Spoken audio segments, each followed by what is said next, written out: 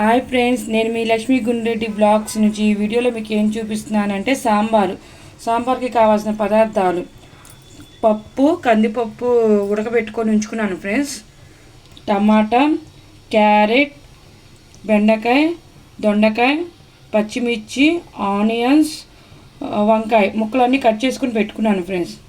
ఉప్పు, కారం, పసుపు, తాళగింజలు, ఎండుమిరపకాయలు ఫ్రెండ్స్, చింతపండు, ఒక నిమ్మకాయ సైజ్ అంతా చింతపండు నానబెట్టుకోవాలి ఫ్రెండ్స్. ఇప్పుడు మనం రెడీ చేసుకున్నాం సాంబారు. చూడండి ఫ్రెండ్స్, స్టవ్ ముట్టించుకొని బౌల్ పెట్టుకున్నాము. ఇప్పుడు ఆయిల్ పోసుకుందాం సరిపోయినంత వరకు.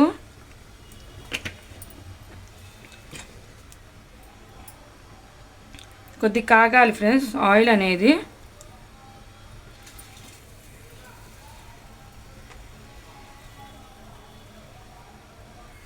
చూడండి ఫ్రెండ్స్, నూనె కాగింది. మనం ముక్కలు వేసుకున్నాము. అన్నీ మనం కట్ చేసుకున్నాం కదా, ఇవి అన్నీ అనేది మొత్తం వేసేసుకున్నాం మనం.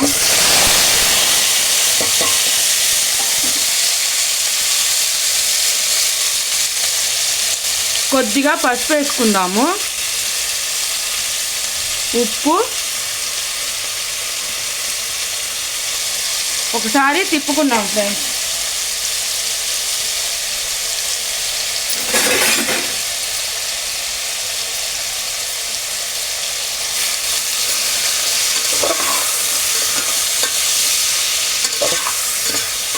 ఇప్పుడు 5-10 నిమిషాలు మగ్గేదాకా మూత పెట్టుకుందాం మనం.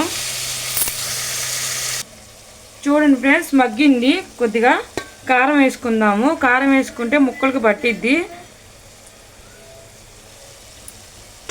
ఒక నిమిషం తిప్పుకుందాము.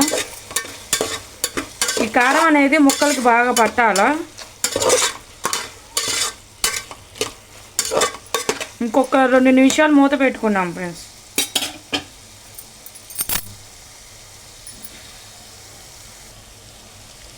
ఇప్పుడు చింతపండు పులుసు పోసుకున్నాం ఫ్రెండ్స్. ముక్కలు మగ్గినాయి కదా,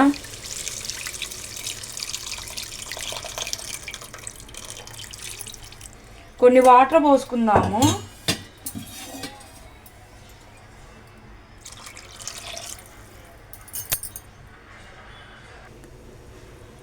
చూడండి ఫ్రెండ్స్, మరుగుతుంది కదా సాంబార్ అనేది. ఈ పప్పు వేసుకున్నాము, కందిపప్పు ఉడికించుకున్నాం కదా మనం.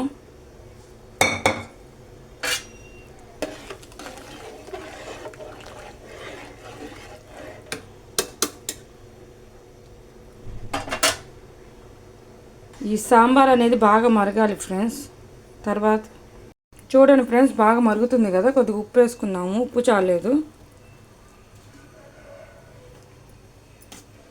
ఇంకా బాగా మరగాలి ఫ్రెండ్స్.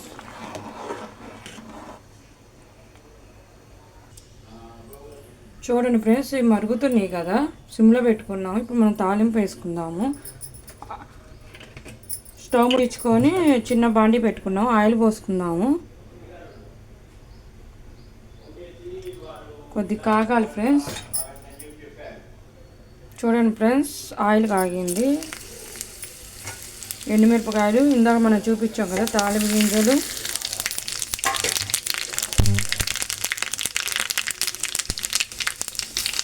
వెల్లుల్లిపాయి,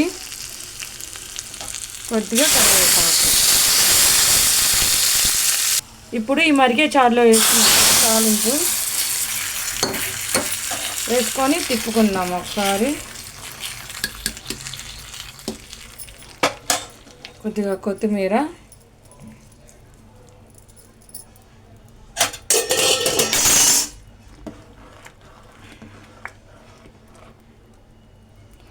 అయిపోయింది ఫ్రెండ్స్ సాంబార్ అనేది. సాంబార్ పౌడర్ అనేది నేను వేసుకోలేదు, నాకు ఇష్టం లేదని.